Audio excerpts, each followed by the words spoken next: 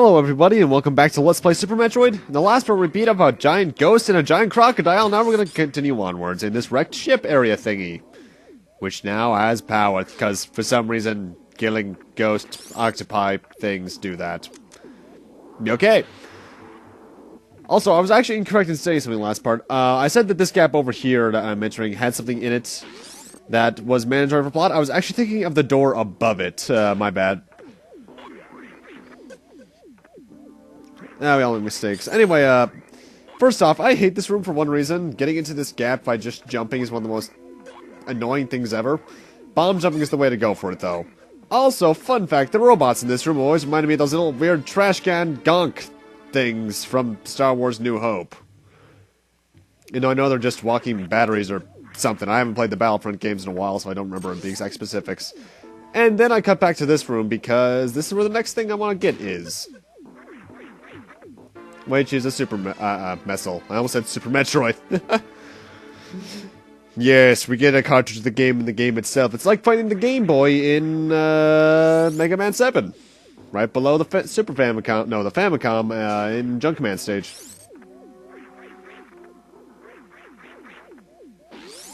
Now, I'm only opening that door up for later. That's where the next plot objective for me is. Because I will say, you don't actually have to follow mine as a guide. There are a lot of ways you can take in this game as a path. I've always just taken this one for some reason. I think it's just because the first walkthrough I ever played used this, and I've just done it like this ever since. And this is a really annoying room. Upon entering it, all three doors, the one on the left, right, and where we are right now, are locked. And to unlock them, you have to kill all the enemies. However, if you don't open all three doors before entering one, you'll have to kill all the enemies again to unlock them again, and then go into the next room. It is advisable if you're near the middle, though, that you can actually use the speed booster just to plow right through the guys, though. Also, notice the weird Metroid panels in the background. I actually am just now noticing those myself. Huh, weird. Foreshadowing, maybe? Huh. I'm not entering that door yet, so we'll be there momentarily. That's where my next destination is after my next one. Because I want to go in here first. This is kind of a tricky room, if you don't know what to do. Push the gonks into the spikes. Because for some reason, you can stand on them.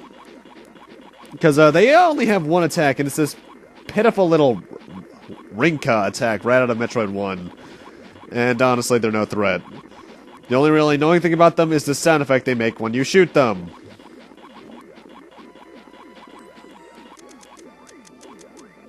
Which is actually the sound of their steps, huh? Anyway, that's a missile.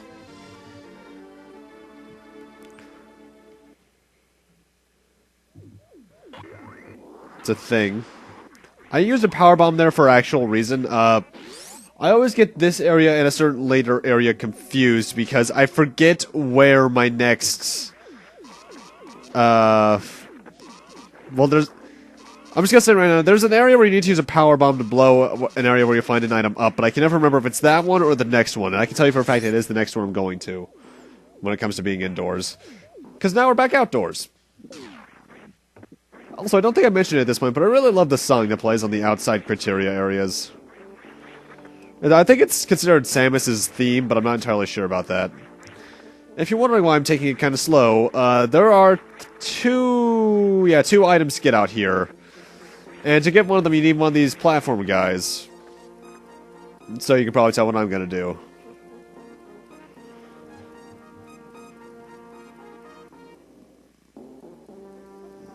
You could tell I was actually trying to just bob my little arm cannon around to the music, but I failed at it eventually. If there is a game that gives me the opportunity to do anything kind of dancing to the music, I will do it anytime I can. Just like ducking and looking upwards in Sonic, but shooting in Mega Man especially.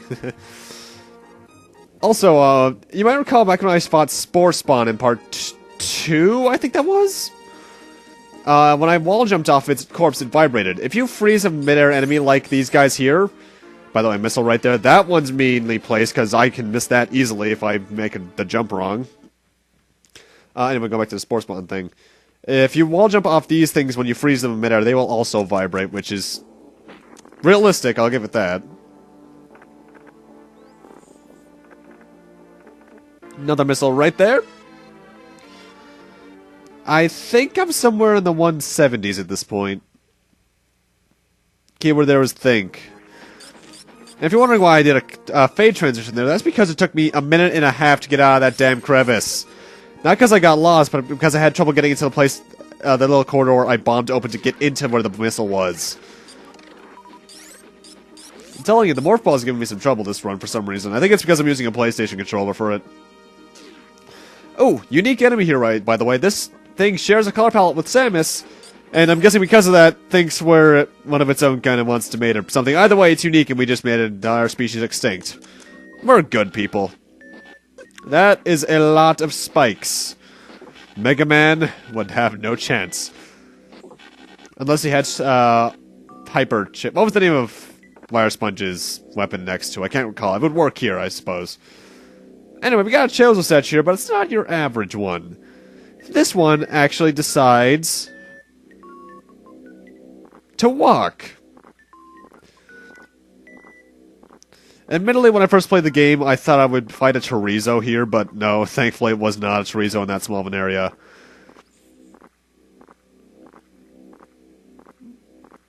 I do have to question the purpose of this thing, though. Because it's not the last time we're going to see an out-of-place weird Chozo statue. We'll see one later on in the 2 areas from now, but what you gonna do?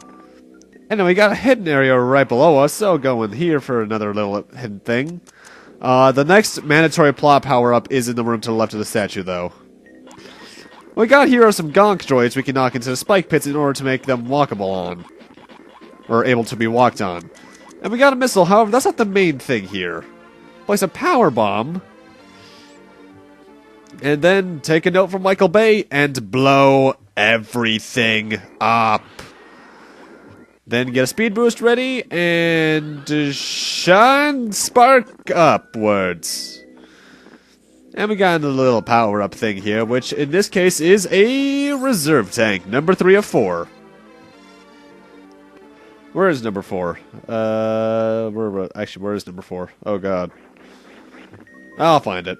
No problem there.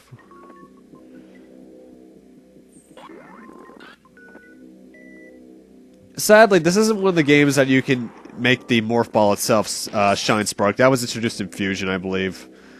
Anyway, here we got our mandatory plot power-up, which is the gravity suit. Now Samus not only takes on a purple tint, but also can move freely in water like it was normal air, and take no damage from lava. Acid, however, will do the damage that normal lava did with the various suit, I believe, is how that would work. And now we're back outside the ship, right near where we started, actually. So I'm actually going to cut back inside, to here specifically in the main corridor, because this is where we want to go next. Or where I want to go next. If you're playing this game yourself, you probably want to go elsewhere, because non-linear games kind of have that freedom. Specifically Metroid games. And Metroidvania Castlevanias. Not so much Guacamelee. Anyway, there's a door there that leads to progression. However, what I want to do is actually blow some more stuff up because Michael Bay really is too overpopular. And head up here, because this is where a nice little power-up I want to get is.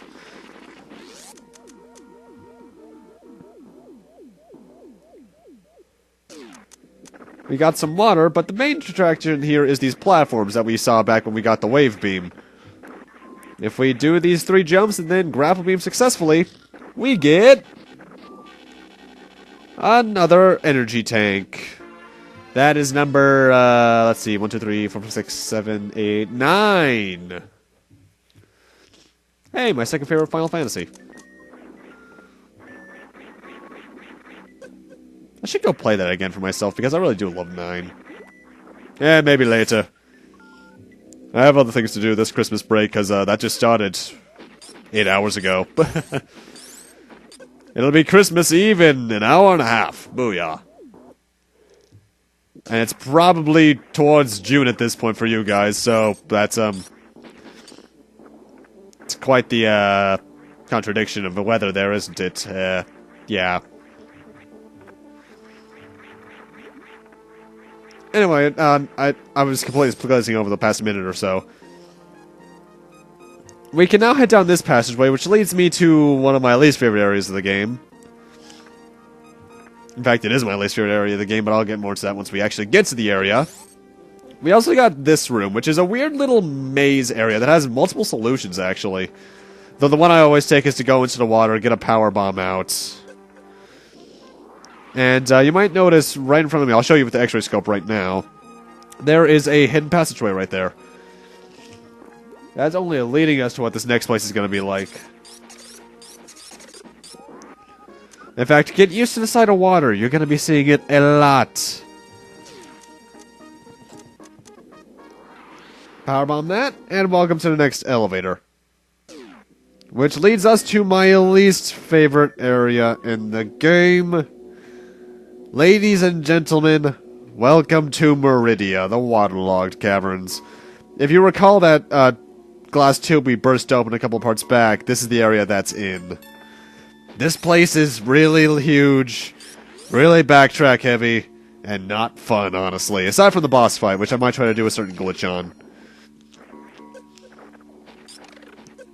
Though I do have to admit, I actually really like the way the water looks.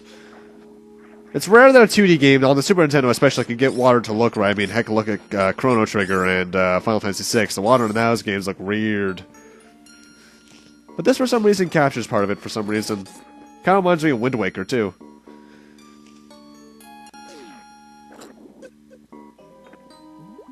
And even then, it's not the water that drives me insane, because we have the gravity suit. That's the water's null to us at this point.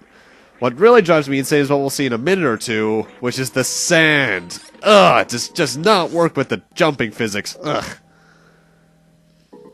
Because that's actually one thing I'll say about this game. As much as I actually really like it, the jumping physics are really weird, because the moment you change the direction of the D-pad, you snap in that direction, which would not work realistically. Mind you, it's what Zero Mission does as well, but yeah. It's also the fact that the moment you let go of the jump button, you just start falling like a rock. Momentum, what is this? Like so, I'm stuck in the sand. I'm mashing the jump button as fast as I can. This room took me 2.5 minutes to get through, hence, well, right around now, I believe, yep. I cut to the left door at the left side of the room because that took far too long. And this area is starting to look familiar, isn't it?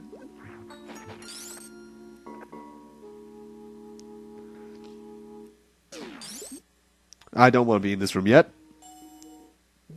Got a nice little prelude of some good music, though. To the right is a map room, I believe. I'm not exactly sure. I haven't been there in years. And hey, the X-Parasite prototypes this time. If I recall correctly, the original prototypes for the X-Parasites, which are these things, obviously, but for the fusion design, I think they were purple. I might just be thinking of something else entirely, though. And this looks familiar, doesn't it?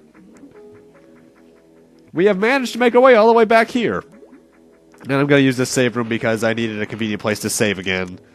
Because I made sure to save 3 times in the entire game. Back in Norfair, here, and in the last area. But with that, I'm going to need to end this off here. Thank you guys for watching, and in Part 7 we'll be checking out the rest of Maridia, probably fighting the boss in the process.